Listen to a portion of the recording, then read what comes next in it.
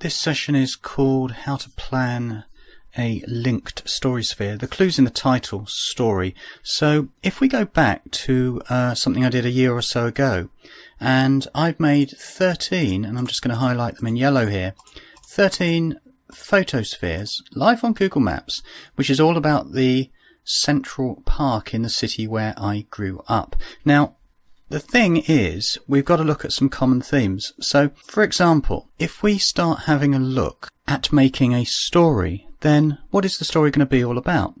So if I had a look immediately, I've made, I think it's about 6 or 7 round the Central Park. And the interesting part about it is making a linked story sphere. It's only a common theme. Now, the big deal for me is the emergence of the viaduct, and you can see that in this park there are sets of viaducts. In fact, there's 3 sets, and just to illustrate that, we can look at the Wikipedia page, and immediately by doing a Control F we can find that there are lots of mentions of how the viaducts were built in 1842. That makes them 173 years old, and they're still being used today.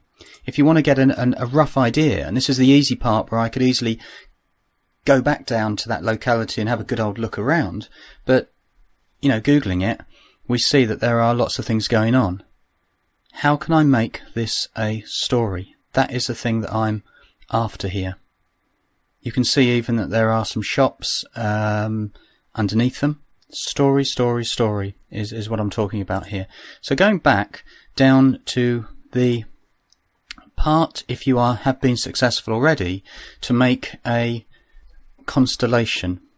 So what I'm going to do is look down on the right hand side, and always at this point I want the video to end very quickly, as quick as possible, and here are 5 that I've done already. Now if I edit the constellation, if this is new to you, you'll see what it's all about. Now remember, when I go to storyspheres.com, I can't use any of this, but I can use an awareness of the image and how they relate to each other for when I record some audio and link them later.